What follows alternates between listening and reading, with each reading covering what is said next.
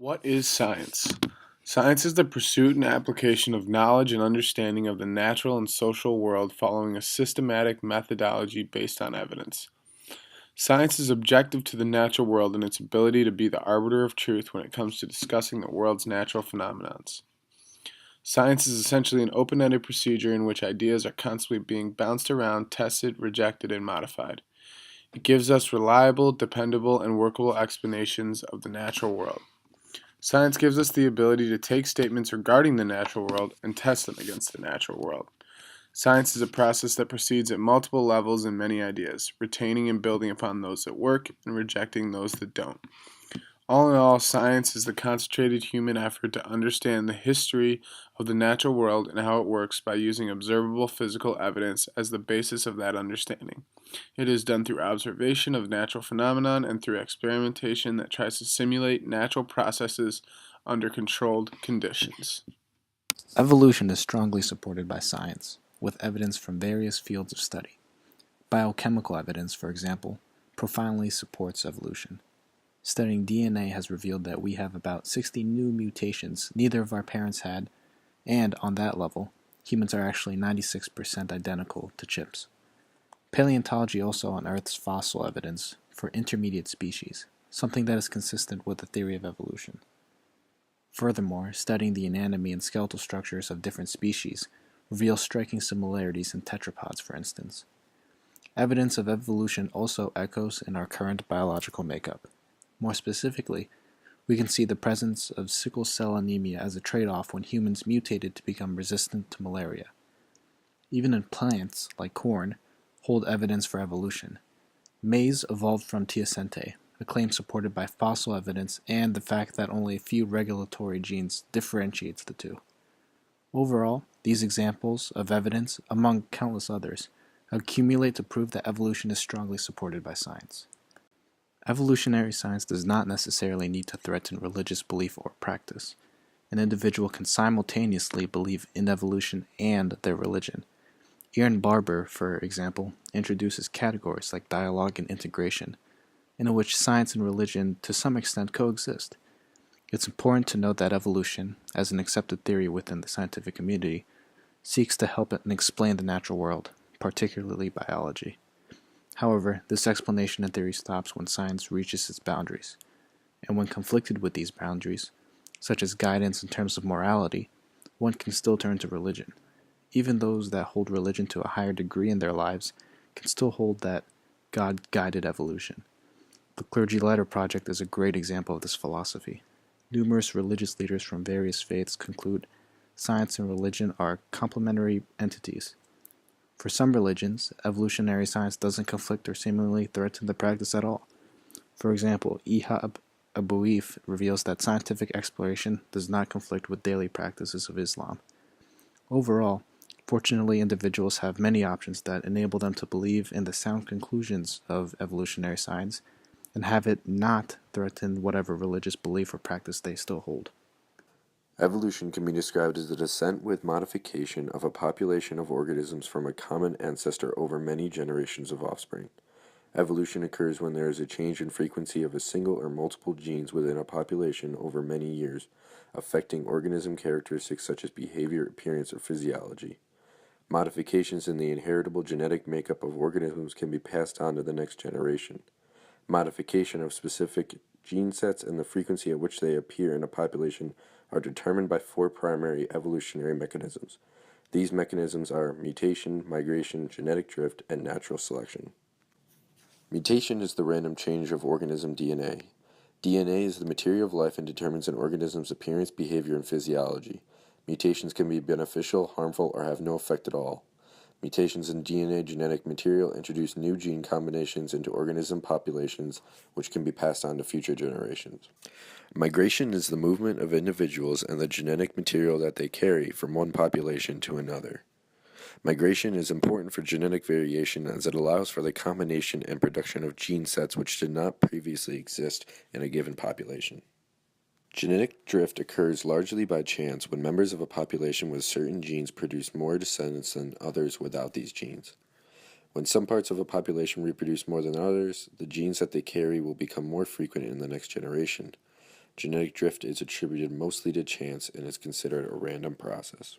Natural selection is the process in which genotypes which are not considered fit are removed from a population over generations. Fitness is a measure of an organism's ability to survive and reproduce in order to pass its genetic characteristics on to the next generation, meaning that organisms which are considered more fit are able to reproduce and pass more of their genetic material onto the next generation, increasing the frequency with which those genes appear in the following generations. In conclusion, evolution is driven by the change in frequency of gene types in a population of organisms over generations. The four main mechanisms driving evolution are mutation, migration, genetic drift, and natural selection. These four mechanisms allow for gene frequency change within a population over long periods of time. Modification of genetic material allows for the change of behavior, appearance, and physiology over many generations. Why is understanding evolution important? Understanding evolution helps us solve biological problems that can impact our lives in many different ways. Evolution gives us the ability to better understand hereditary diseases and the histories of the disease-causing gene. Evolution not only helps us to better understand our natural world, but it also allows for us to create a higher quality of life for human beings. Evolution allows for us to study the ways in which certain species respond to environmental changes. We as humans can cause large and long-lasting change to an environment through our everyday actions. Unless we can fully understand how a species will react to those changes, then we will have a tough time minimizing the threats that come along with change. Evolution is key in our understanding of many other subjects such as the evolution of parasites, antibiotic resistance, cancer research, cloning, agriculture, mutation, and much more. The importance of evolution and its understanding extends far beyond the practical side, though. Evolution is capable of explaining the diversity of life on this planet. It shows us our connection to other living things and reveals profound insights into the process of nature. Why teach evolution in school? Evolution is real and it is fundamental to the preservation of life. What do I mean by evolution is real? I mean that the theory of evolution is not what we commonly know as a theory. We commonly think of theory as a hunch, but in the scientific community, a theory is a well-substantiated explanation that can incorporate facts, laws, and tested hypotheses. Therefore, the theory of evolution is a scientific theory that has been well documented over many decades with an extensive amount of evidence. It is important to teach evolution in school so that children know their ancestors. Evolution also explains the framework as to how things work in biology. Evolution isn't just about how we evolve, though. It is still currently happening. Diseases evolve, which is why new vaccinations are being made to treat new diseases. For example, the flu. We need a new flu vaccine every year to keep up with the rapidly evolving flu virus.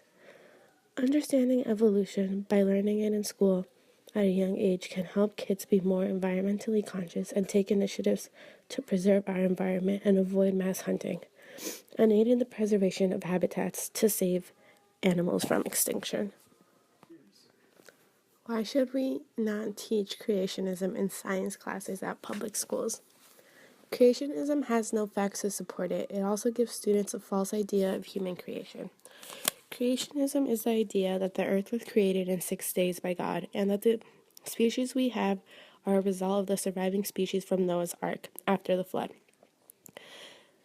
Creationism comes from the Bible, and although I personally believe in the Bible myself as a Christian, I do not believe this part of Genesis that speaks on the earth's creation. Individuals have the right to believe in whatever they want, including creationism. However, this should not be taught in science classes for the simple reason that there is no science to support this idea.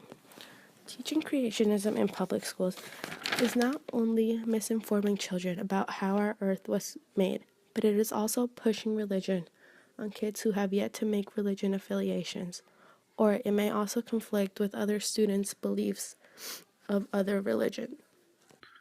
Why is it important for our political leaders to understand science and base policy on evidence?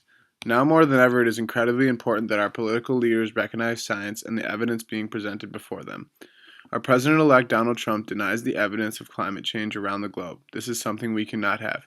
If we want our world, the place we live in, to be sustainable for our children and their children, then we need our leaders to wake up and use evidence to make decisions, not the politics of the world or what will get them reelected in November. President-elect Donald Trump, in regards to climate change, has said, Climate change is a con job and a hoax that was created by and for the Chinese in order to make the U.S. manufacturing non competitive. He is set to defend the coal industry by rejecting the Paris Agreement, stopping funds for the UN's climate work, ditching President Obama's Clean Power Plan, and forbidding the EPA from regulating carbon dioxide. Here is some evidence to prove that climate change is real. 15 of the 16 warmest years ever recorded have occurred in the 21st century. 2016 is currently on trend to be the hottest year on record. The previous was set in 2015. Arctic sea ice covered a smaller area last winter than in any winter since records began. The coral reefs, such as the Great Barrier Reef, are dying and becoming bleached. We need to realize it is time to do something. We cannot continue to elect political leaders who openly deny the evidence of climate change. These are the facts of science, and they can no longer be brushed away as if they are not happening. The time for action is here, and it is now. In the past, mainstream media has portrayed evolution as just one side of the battle of beliefs between theological advocacy groups and scientific communities, rather than a factually supported foundation for biological sciences. Media portrayal tends to de emphasize the role of evolution in modern science in order to paint it as a theory in controversy, lending support to those who actively fight against the teaching of evolution in public schools. The conversation surrounding evolution in the media is dominated by talk about political strategy and lobbying, leaving the reader or listener very little to no information about evolutionary theory and its support in the scientific community. To better portray evolution in the media cannot be allowed to give favorable coverage to creationists and anti-evolution advocacy groups without knowledgeable comment or analysis for readers. The media should allow for the inclusion of scientist writers who can cover the issues regarding evolution and accurately convey its significance to the scientific community. Coverage of the conversation between creationists and evolutionists should include a factual assessment of the evidence for both beliefs. The emphasizing of the factual evidence in support of evolution to prohibit the spreading of the idea that controversy exists within evolutionary sciences would allow for readers and listeners of the media to understand the strong case for support among members of the scientific community.